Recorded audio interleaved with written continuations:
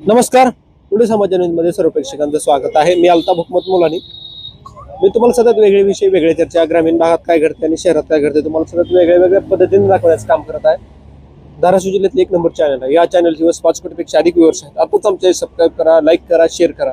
मी आता धाराशिव शहरामध्ये इथं जिल्हाधिकारी कार्यालयासमोर इथं पोहोचलेलो आहे आणि इथं जे आहे ते उपोषण चालू आहे. नेमकं कशा पद्धतीचं उपोषण चालू आहे काय आपण थेट त्यांच्याशी जाणून घेणार आहेत. आणि विशेष म्हणजे जे आहे ते छोटे छोटे लहान मुलं जे आहेत त्यांना घेऊन इथे उपोषण करतायत. एक तर मुलगा खूप लहान दिसतोय आणि ते इथे लेकरं जे आहेत ते छोटे छोटे घेऊन उपोषण करतायत. तर समोर आहे इकडे काय नाव मामा तुमचं? माणिक किशोनाथ भोजने. कायसाठी बसला उपोषणला? काय झालंय? रस्ते बाबा, कुठला रस्ता? इटलवाडी शिवारात काय झालंय? जायला यायला शेताला नीट वाट नाही. तहसीलदार मॅडमने मंजूर करून दिलं, त्याला सारं आडवी सारं अंगावर मारा येते ते कोण येते? मोइनुद्दीन जाउद्दीन शेख. दुसरं कोण आहे? त्याचा भाऊ काय नाव येणार, बाया त्या अंगावर येते त्या. इथून या जा तुम्हाला तोडता असं ती म्हणते. का बरोबर आहे?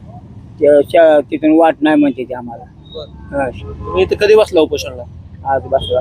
आज बसला. किती दिवस चालू राहणार उपोषण? कवर मिटत ना तेवढं. तुम्ही राहता कुठं? बिंबळेत. कुठं राहतो आपण बिंबळे? शेतात का घरी? ही शेतात तिथे मी घरी राहतो. अच्छा. हा, आता ही लेकर बाळ घेऊन उपोषणला आले, नेमकं काय? ती वाट पाहत आले ते. अच्छा. बघा तुम्ही बघू शकताय हे जे आहे तिथं छोटे छोटे मुलं घेऊन इथं उपोषण करतायत. इथं आजोबा होते ह्यांचे वडील आहेत ते, आणि इथं जे आहे ते उपोषण करतायत. तिथं त्यांच्या पत्नी आहेत आणि छान. तर समोर आहे इकडं काय काय नाव मामा तुमचं? माझं नाव माळी महेश्वर चंद्रकांत. मी माझी जमीन इटलवाडी शिवारातील गट नंबर 19 मध्ये आहे. मी सध्याला राहायला वाणेवाडी तालुका तुळजापूरमधील गट नंबर 49 मध्ये माझ्या शेतीमध्ये राहतो. माझ्या व्यतिरिक्त विभक्त कुटुंब आहे. माझ्या व्यतिरिक्त माझ्या घरी कोण नसल्यामुळे माझे लहान मुलगा मुलगी पत्नी सौम्यत मी उपोषणस्थळी आलो आहे. मी गेले 5 वर्ष झालं उपोषण करतोय, तरी माझी शासन काही दखल घेत नाही. गेल्या वर्षी तहसीलदार मॅडमने सुनावण्या घेऊन 10 फुटाचा रस्ता मंजूर केला. पावसाअभावी रस्ता खुला करणं शक्य झालं नाही. नंतर मंडळाधिकारी रस्ता खुला करण्यासाठी नोटिसा देऊन आल्यानंतर संबंधित शेतकऱ्यांनी ते आम्हाला मान्य नाही, आम्ही अपील करणार आहे म्हणून त्यांनी SDO-कडे अपील करून स्थगिती आणली. स्थगिती आणल्यानंतर आम्ही SDO-कडे बी अपील हजर होऊन त्यांच्याकडे बी आमचं म्हणणं मांडलं. SDO-ने स्थगिती उठवण्याचं मान्य केल्यानंतर सुनावणी दरम्यान त्यांनी 14/7 पुढील सुनावणी तारीख तुले व स्थगिती पण उठवलेली नाही. माझं सध्याला आता पीक हे पपई पीक आहे. पुढील महिन्यात हार्वेस्टिंगला येणार आहे.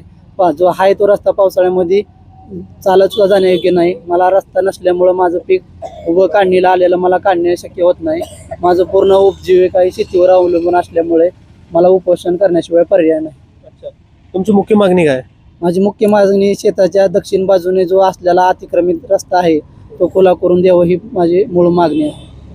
आता तुम्ही इथं तुमची पत्नी आणि पत्नीसह जे आहे ती छोटे छोटे मुलं पण इथं घेऊन उपोषण करताय तुम्ही. तर मला सांगा ती समोरची जी व्यक्ती जी आहे ती कोण आहे? ते समोरचे आमचेच विष्णू खंडू माळी व गट नंबर 15 मधील इतर शेतकरी आहेत. त्यांचं म्हणणं आहे की त्यांना दुसरीकडे आहे, आम्ही देत नाही रस्ता, आमचं रान जाते, आम्ही रस्ता देत नाही. मी सर मॅडमला पण विनंती केली होती की मी जे काही क्षेत्र जाईल तेवढं माझ्या गट नंबरमधून 20 मधून देण्यास तयार आहे. पण त्यावेळेस त्यांनी तसं काय विचार करता त्यांनी 10 फुटाचा हक्क मंजूर करून रस्ता मंजूर करून दिला होता. नंतर आता SDO-कडे अपील करून त्यांनी स्थगिती आणलेली आहे आणि 14 जुलैची तारीख दिलेली आहे. तत्पूर्वी पावसाळा आता काही दिवसावर आला आहे. पाऊस जर पडला तर मला ती कोणतेही कामे करणे, माझ्या शेतीची हार्वेस्टिंगला आलेली पपई काढणे शक्य होत नाही.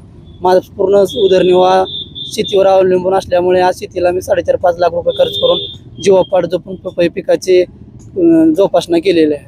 मला जर रस्ता नाही झाला तर माझं पूर्ण आलेलं पीक हार्वेस्टिंग करून बी बाहेर काढणे मला परवडण्याजोगे नाही. तरी मला दक्षिण बाजूनं जी मागणी केलेली आहे त्या सध्या रस्त्याचा त्यांनी पाठपुरावा करून चळ पाणी करून तो रस्ता आज रोजी 7 ते 8 फुटापर्यंतचा रस्ता असून त्या रस्त्यावर झाडे झुडपे आहेत. तो बी रस्ता तेवढा खुला करून दिला. मला 4 महिन्यापुरती पावसाळ्यापुरती जरी वाट दिली तरी माझं याच्यातून माझा मार्ग निघू शकतो. तुमची मागणी पूर्ण नाही झाल्यावर पुढला पाऊल काय असणार आहे? मी माझी मागणी न जोपर्यंत मागणी पूर्ण होत नाही तोपर्यंत माझ्या कुटुंबासहित आमरण उपोषणानं उठणार नाही. बघा इथं जे आहे ते इथं आमरण उपोषण करतायत त्यांनी आणि इथं त्यांच्या पत्नी आहेत. आपण पत्नीपाशी जाणार आहेत. नेमकं काय प्रकार आहे ते आपण थेट त्यांच्याशी जाणून घेणार आहे. पुढे या, थोडं पुढे या तुम्ही.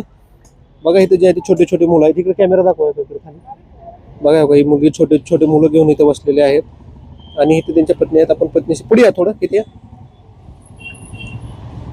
पत्नी आहेत त्यांच्या आणि ते जे आहे ते इथं असल्या उन्हामध्ये जे आहे ते कडक ऊन लागते आणि त्या उन्हामध्ये जे आहे ते छोटे छोटे मुलं इथं घेऊन उपोषण करतायत त्यांनी.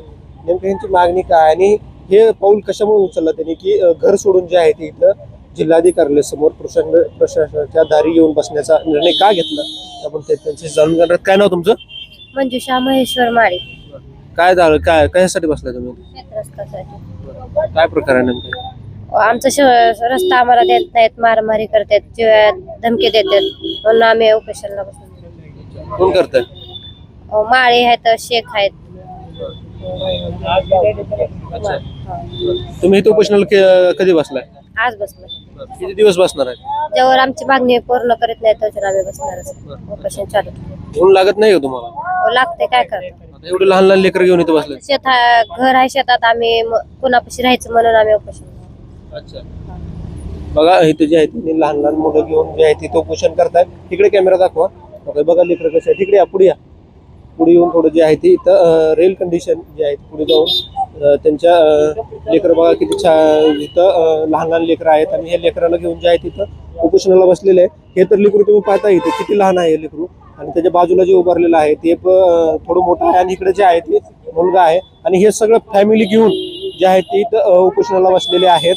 आणि ह्यांच्या मागणी जी आहे त्यांची मुख्य मागणी अशी आहे की त्यांच्या शेतीसाठी जे रस्ता शेतीमध्ये जे रस्ता जातो त्या रस्त्यासाठी खुला करून द्यावा अशी त्यांची मागणी आहे. म्हणून ते इथं उपोषणाला सह लेकरासोबत जे आहे ते इथं जिल्हाधिकाऱ्यासमोर इथं येऊन बसलेले आहेत. ऊन तर भरपूर लागतंय, आपण घराच्या बाहेर निघत नाहीत, परंतु ह्यांनी जे आहे ते लहान लहान लेकरं घेऊन इथं बसलेले आहेत.